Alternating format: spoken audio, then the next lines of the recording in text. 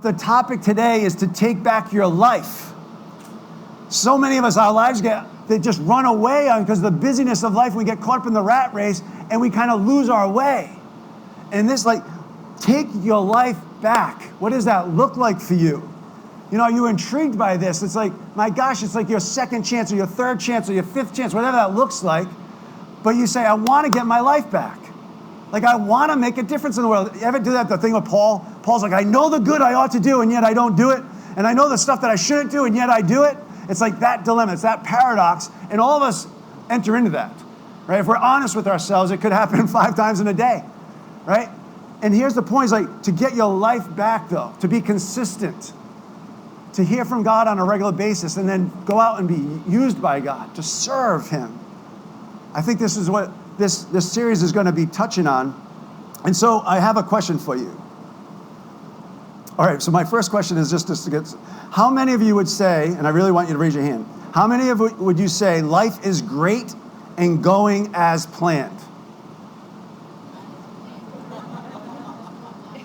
Life is great and going as planned. Raise them high. If everything's going great, I want you to be proud. All right, that's pretty impressive, actually. That's pretty impressive. All right. So my group discussion question, put it up on the screen. What's the difference between folks who are, and I'm just putting a bunch of qualifiers here, that are well-balanced, enthusiastic, fulfilled, accomplished, and happy, and the rest of us? What's the difference? All right, because I want you to think about that, because that's going to lead us throughout this whole series. And I'll introduce the series. I don't want to give it away, though. All right, so just team up, turn around, circle up, 3, 4, 5 people, doesn't matter. But we're going to take a good 2 minutes or so. Figure it out. What's the difference between folks who are well-balanced, enthusiastic, fulfilled, accomplished, and happy, and the rest of us? And a lot of you raise your hand so you can share what's worked. And I mean that very sincerely. Don't be afraid to move around, shift, turn, whatever you got to do.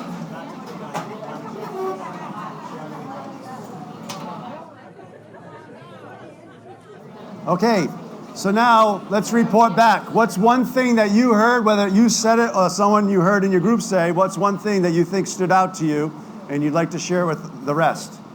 Don't be shy.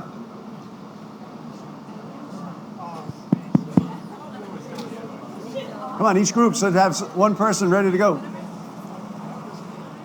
And the reason why we pass the mic is just so people online can hear us.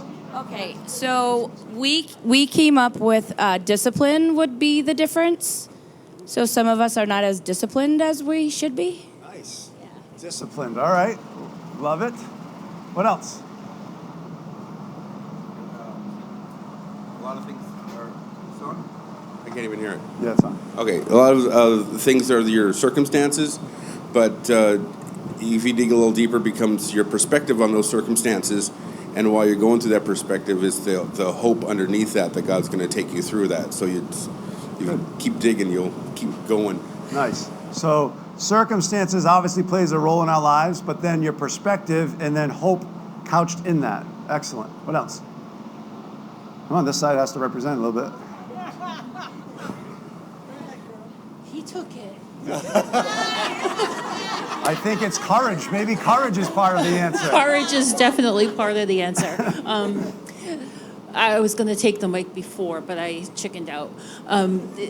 Discipline is definitely part of it. I've had the discipline to lean in more and become part of all of this here and all of you here. And I think that has led me more toward the direction of being well-balanced and happy and my life going the way it should be going, or the way I see it should be going. Is there anything, one specific thing that you say, geez, because a lot of things happen here, you've been here for a while, is there something you can narrow it down to? And if not, it's okay. No, not really. Just life in general. Okay, good. Good, that's nice. So we said our identity is in Jesus Christ, not circumstances or feelings, emotions, fears, all that kind of stuff. Nice.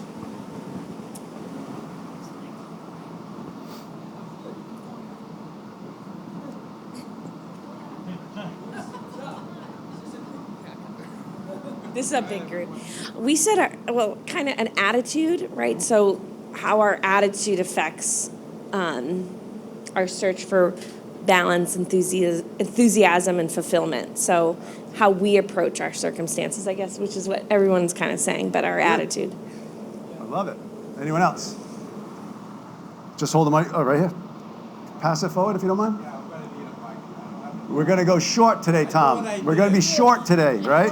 Yeah, I'm going to go All very right, short. Let's do this. All right, it is about being intentional. A lot of televangelists say that, and that's true, because you have to think about it. But also, the word I got was you don't focus in on the problem. You have to step back and take another look at it and try to have some kind of peace about it, and the Okay. strength. Great. Yeah, intentionality, and then what you focus on is what you get more of, right? So if you keep focusing on your problems, they're going to get bigger, bigger, bigger, right? And then you're going to reinforce that because you're going to find it everywhere. It's just start coming your way. Excellent. Take that mic from him because he gets on a roll. I like it. All right. So this is excellent. No one got the answer right. No, just kidding, just kidding. But it's good because there's a good setup here, right? So all that stuff, seriously, is awesome. Awesome. All those things, I think, are absolutely essential. And it's awesome that I can also add to it, right? So I'm going to say this. It's your decisions.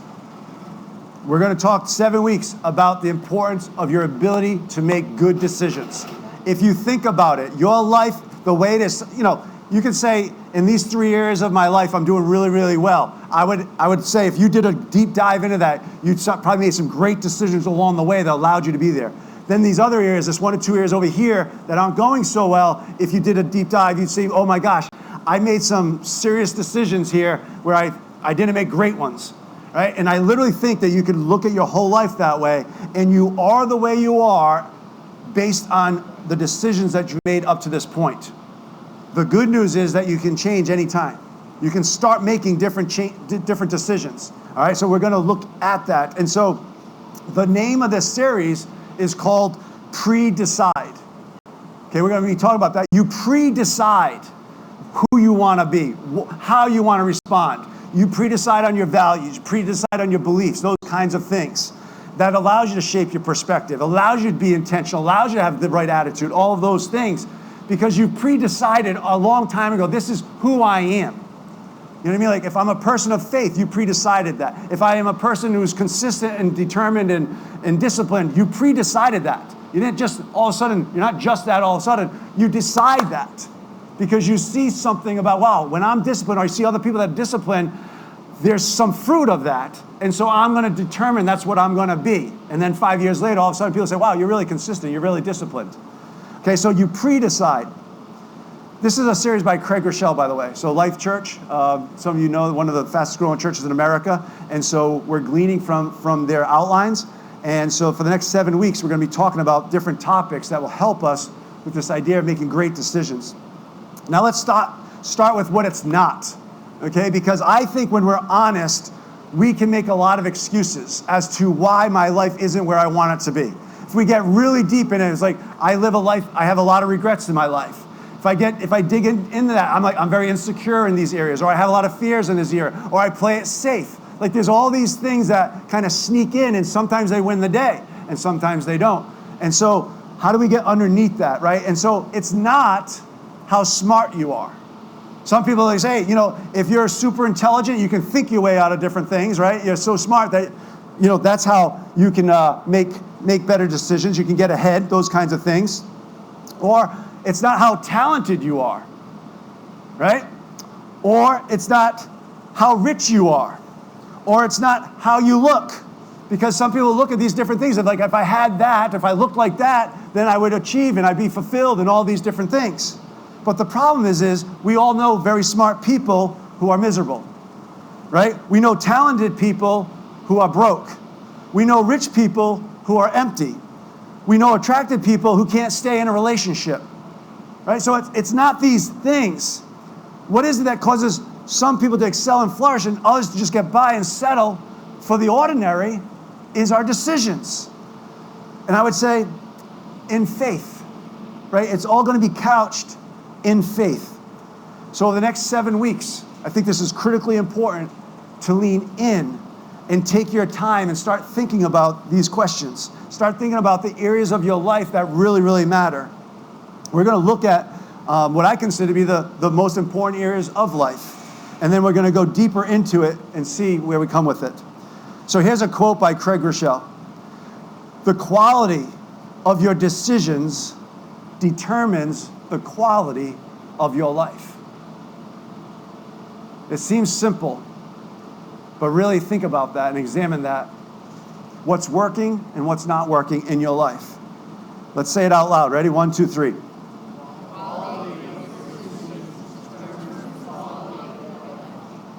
Okay, now, if we're being really honest, many of us are not good decision makers. Can we just say amen to that? I'll tell you a story. Diane, we made a commitment for 30 days, we're gonna wake up at some absurd hour and go walking every morning. This is her idea, right? I said yes. I pre-decided, right? That was after I pre-decided. At first I had to be convinced, right? Then all right, we're in. Now I'm in. So now when the alarm clock goes off at that absurd hour, there's not a choice. I've already pre-decided. It was always good that she got up because I was like, all right, if she's gonna sleep in, I'm good, I'll sleep in, right? So she gets up, I follow. And then we go for this walk. It's pre-decided, and all of a sudden, every day, it got easier, because why? It was pre-decided. This is what we're going to do. Now the 30 days is up. I'm no longer pre-decided. She asked me, honey, you want to go for a walk? The day started off so good. And then that little simple question. Some days I say yes, and I think it goes really, really well. Some days I say no, right? Because I'm busy, whatever, doing different things. And has this ever happened to you where it's all of a sudden you start off like on top of the world, like you had this great quiet time with God and you're fired up the first couple hours of your day is great, and then you make one small decision and then you're out of it for the next 3 hours? It's like it feels like you just got kicked in the stomach. It's like, what happened? And sometimes that'll even happen in our own homes. A simple little decision sometimes because it wasn't pre-decided. Right? So you pre-decide what kind of marriage you want. You pre-decide what kind of friend you want to be. You pre-decide what kind of faith journey you want to go on. Like, these are really important issues in your life. You pre-decide on your health. Right? We're going to talk about these things. Now, why do I say we're bad decision makers? Because some of us want to be physically healthy, and what do we choose or what do we decide? Where do we go every single day of our lives? Yeah, Dunkin' Donuts, right? I just want this to sting a little bit. Sorry, all right, I ruined your day, right? You pre-decide you're going to go to Dunkin', right? Because life runs on Dunkin', right? You've been brainwashed. You've been pre-decided for, right? So you think about this, right? I want to be healthy, and yet every single day I decide to go to Dunkin' Donuts and have stuff that's unhealthy. It's interesting. We want to be good stewards of our finances, and yet, what do? We decide to spend more than what we make. We want to have great relationships, and we decide to sit on the couch instead of going out on that date. We want to go to bed on time, and what do? We binge Netflix, right? Like, think about it. Like, oh, I'm going to get this great night routine. I'm going to wake up early. I'm going to go to the gym, right? And then you literally binge 3 hours Netflix. I guarantee you're probably not going to the gym the next day, right? Because you stayed up to all hours. We're just not good decision makers. And so I was thinking about a life lesson that I learned. It was either $20,000 or $25,000 life lesson. Didn't come cheap. 25, it was 25, she knows. $25,000. I was a kid, 18 years old. I had just signed a contract with the Yankees. And I thought, woof, I'm on top of the world, right? And so I had a really good friend, a family member, someone really, really smart, an attorney. He was actually my sports agent. Start talking to me about this opportunity. Like, hey, if you make this investment, you're going to be a millionaire. Like millionaire, right? And I'm asking a lot of questions. I trust this guy. And what he was getting into is actually the cell phone industry. Had it worked, I'd be doing pretty well, right? But it was one of those get-rich-quick things, made the $25,000 investment and never saw a dime of it, right? And I look at that, and so obviously, bad decision, right? I learned a lot of lessons, though, because even well-intentioned family, well-intentioned advisors, well-intentioned people in your life, well-intentioned Christians can lead you astray. So you need to know who you are. So right now you'll hear me teach all the time, no get-rich-quick things. It's not biblical. It really isn't. Biblical is slow and steady wins the race. Invest over 30 years and you'll be a millionaire, right? Save over, live within your means, get out of debt, do all these things over 30, 40 years, you'll have millions of dollars. That's God's way of doing it. So when the carrot comes, and how many of you anyone been influenced by that? Been asked about a get-rich-quick scheme? Come on, that's it? Come on, seriously? All right, thank you. Now you just do me a favor. It's like,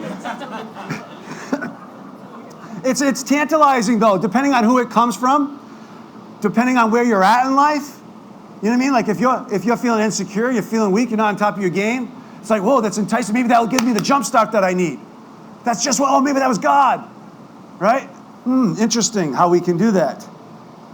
So I learned a lot of valuable lessons in there, and now I teach you guys and I teach my kids. It's like that same $25,000, I was 18 years old. Had I invested it, Ron, what would I be?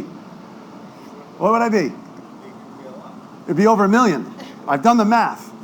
18 years old, by the time I retire, when I'm 68 years old, that money would be over $1 million. Think about that. What if I had an advisor that was a godly steward in my life and taught me that? And then I pre-decided that's what I'm going to do. Thank God I did when I was 24. I learned it when I was 18, but then when I got married to Diana, I started doing that, right? You start using the system for your benefit where you got 40, 50 years to invest. Okay, so these are the life lessons that really, really matter. Okay, so why do we struggle making good decisions? There's a few reasons to consider. The first two I'm going to go really quickly, but then we're going to spend time on the third one. We're overwhelmed with choices. Think about it. They actually say you make over 30,000 choices in a single day. And so there's this thing called decision fatigue. And it just sets in. It's like, so usually we're making better decisions in the morning, but by late midday into the night, you have fatigue because you've had to make so many decisions. So when I would think about that, I'd be like, you know what? I'm not going to make very important decisions at nighttime unless I absolutely have to. You think about that. Use wisdom there. So here's a key thought, if you could put it on the screen. As the quantity, you guys can take pictures of these things too, if that's helpful, bring it with you so you can think about it. As the quantity of decisions increases, the quality of our decisions decrease. Just be aware of that. Okay, again, I got to go quickly here. Number two, we're afraid of making wrong choices. How many of you are paralyzed by making decisions? Right? Like, and sometimes you just gotta jump. You gotta take a step. You've asked your advice, you prayed about it, you've talked to different people. Now you've got to take an action step. Right? Like I literally was counseled one time, this person told me I don't go to the mailbox. I'm like, what are you talking about? You don't go to the mailbox. Why doesn't she go to the mailbox? Anyone know? She doesn't want to look at the mail because she's afraid of all the bills, and then what? All the bills just stay in the mailbox. Well, some of us have the faith to go get the mail out of the mailbox, and then what? We just leave it on the table. And then this big heap starts. We're paralyzed by the decisions, so we do nothing. And then we wonder why, oh my gosh, they're calling me, they're harassing me, they haven't been paid their bills, this and that. Number three, and this is where we'll take a little bit of time. We allow our emotions to override our logic. This is a huge one. Many of us are very emotional people, so here's my key thought. The more emotional you are, the less intelligent you become. Yeah, we went to a conference on this, and they said, so think about this. You have one emotional idiot, right? I won't pick on you. Tommy, I can pick on. So I'm the emotional idiot. I'm getting all amped up. I'm all emotional. I don't agree with him. And then he gets emotional, and we got two idiots arguing, right? Think about it. Because we're amped up, all we're doing is the testosterone, the emotions are flying, and we're making no good sense at all. And then we just go around and circle. How many of you in marriage are just continuously talking and complaining about the same things? Because you've gotten emotional about it and you're less rational about it. You don't ever come up with a plan to actually solve it. It just becomes this emotional roadblock. So anytime you get into it, if I just scratch the surface a little bit, all of a sudden, boom, an explosion happens. Like, what happened? Because this thing never got resolved. You can be great in all these other areas, but don't talk about this one, right? Our emotions, when our emotions are high, our intelligence is low. So anyone know what it means to be a reactionary decision maker? Anyone? Any reactionary decision makers? That's called foot and mouth disease, impulse, right? Not thinking before you speak, those kinds of things. We get frustrated in the moment, and then we get angry or whatever, jealous, envy, like whatever those emotions are that get you, pride. And all of a sudden you act out of that, and you make really bad decisions. It's called an adult temper tantrum. So one day, I get a kick out of this story. One day, this is a long time ago, Diane and I were dating in high school, and we're on our way to Boston. Now, I think I'm a 17, 18-year-old kid, and I'm going to do a radio sports interview, right? So it's kind of important to me. It's a big deal, and I'm excited about it. So I'm like, Diane, come with me. This is one of our earlier dates. First impressions matter. So all of a sudden, going to Boston, I've never been there, right? We don't have GPS or cell phones back then. So the car, just to give you an impression of the car that I'm driving, I had to start it with a screwdriver. All right? Just kind of, does it give you a picture?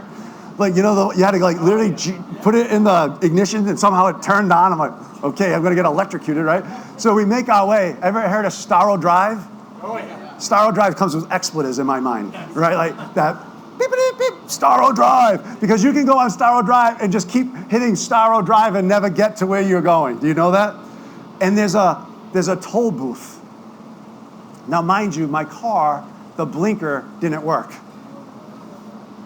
I wasn't a Christian at the time either, so there's going to be some colorful language coming in a moment, right?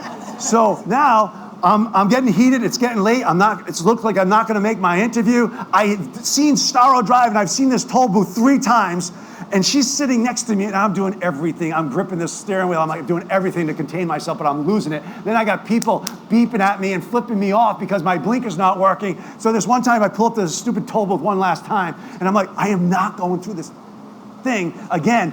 So I do an illegal U-turn, right? And I'm like, she's like freaking out, like this is not a good date. I'm like, we're just going home. You know, I'm swearing at everybody. Everybody, you know, they're just beeping. Oh my gosh, I was one of those, they call them mass something or others for a reason. I was one of them that day. Terrible decision making, never got there, right? And I'm like, I don't know how she stayed with me, but by the grace of God, holy smokes. Your emotions can cause you to make really, really bad decisions. Here are some examples. Different emotions lead to different decisions that have lasting consequences. Think about this in your life. Woof. How about you single folks? Your emotions get moved, and then you throw out your Christian values in exchange for lustful passions. Have you ever felt less than? You're going through life and you feel less than. I don't care if it's because you lost a job, everything just seems like it's not working, it's going against you, but you feel less than. Maybe you failed a few times, you started and tried, and it's not working. And whenever you feel less than, what happens? Now, if you were wise and you know you're feeling insecure, you're feeling weak, you're feeling down, you're feeling less than, what would be the rational thing to do when you feel like a failure or insecure? Anybody? What would be the rational thing to do? Keep going? Is that what he said? It's the fan. Keep going. What is it? Ask Jesus to help. Stay in bed. That's not, I don't know. I understand what you're saying. What do we typically do? When we're insecure, we overcompensate. Right? And that looks different for each person. But I'm going to suggest that we make really, really bad decisions when we are feeling less than. So here's my rule of thumb for you to think about living by. Don't make big decisions when you're emotionally depleted. When you're feeling less than, insecure, don't make life-changing decisions. Sit on it for a while. So over the next several weeks, we're going to look at the best ways to make quality decisions that lead to a quality life. So we're going to learn how to make decisions in advance. We're going to decide what you will do now so that it has great impact later. How do you be a proactive and prayerful thinker? Right? How do you be proactive and prayerful versus reactive and emotional? Okay? So we're going to learn the power of pre-deciding. Decide now for who you want to be in your future. Decide now.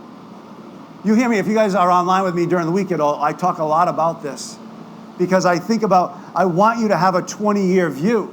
Like if you're not thinking 20 years out, and I know that sounds like you don't need to do this all the time. But if you've never thought about what do you want your life to be 20 years from now, you're just walking by accident. You're just gonna like bump into it. Maybe it turns out fine, maybe it doesn't.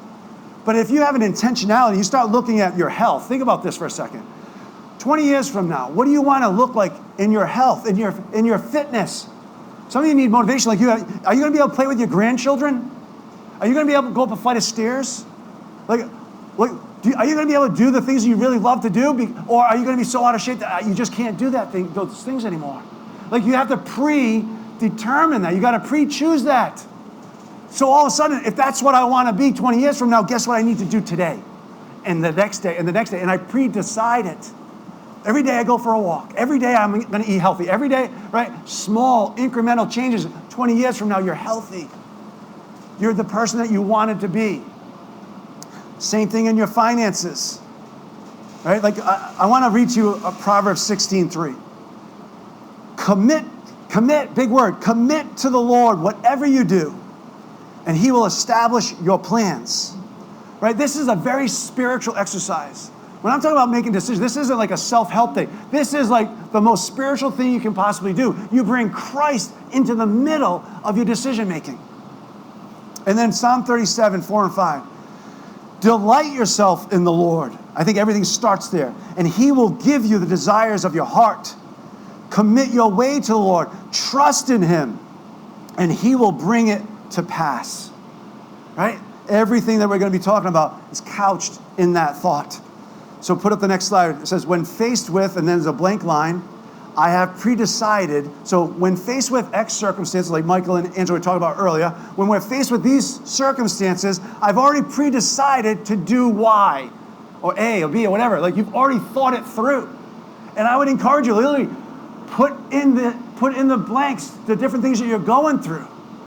And then I'm going to pre-decide to do this instead, if it's not working, right? Obviously, if it's working, great, continue.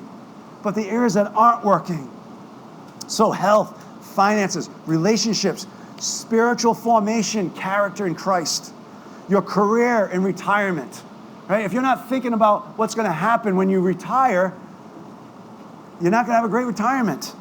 So why do I think about 20 years? Because I've lived long enough now. Anyone have their adult parents pass? Anyone watch their adult parents struggle financially in life? So at the end of life, what happens? It's hard to watch, right? And so you start thinking there, and I'm like, again, I'm so grateful. At age 24, God got my attention along with Diane, and we started pre-planning, pre-decided what our future's going to be financially. So we know when we're that age. But I had my own dad and Diane's parents to look at and say, oh my gosh, like when it's not done well, it's hard. And a lot of you know what that's like. So do you want to be that? Like, I don't want to be that. I want to be what God has asked me to be financially. I want to be in a financially healthy place. I want to be able to give back. I want to be able to have foundations. I want to be able to help thousands of people, millions of people. Like, that's where I want to be in a God-honoring way. Go through your relationships. What kind of marriage do you want 20 years from now? If you're not think about this, like if you make it through your early children years, because most people get divorced within the first 2 to 7 years. A lot of studies are done on that. But then the next time, you know when they get divorced a lot is after 20 or 25 years. Anyone know why? They raised the kids and they forgot about dating themselves. They prioritized the kids, they didn't prioritize their relationship. So 20 years later, you wake up to a friend, not a lover. The kids are gone and now there's a void and a loss because it's like, I don't know who I am anymore. We don't have this love relationship like we once had. We stopped dating each other, stopped living life with passion. So, okay, so then the next journey of life, what's going to happen when all the kids are out in these next 20 years? What are we going to do? Like, have a plan for that. It should be so exciting. Do you think about it, right? You should be like, oh my gosh, the kids are out, yes! Just kidding. Right? Sorry, Will. You know? We always say this, we love them when they're home and we love them when they're not, right? It's like, but it's like, my goodness, like Diane and I don't even know what it's like to have a house to ourselves, like literally. We've never had that experience. We lived with her parents for 20 years, 25 years, right? We're like loving life. When, you know, they're all home right now. We're loving life now too. But we're like, oh wait, you know, Jenna's gonna go on her little, where she's going. Will's gonna go to college. Terry, he works a lot, so we'll take advantage of that when he's not around. All right, just checking.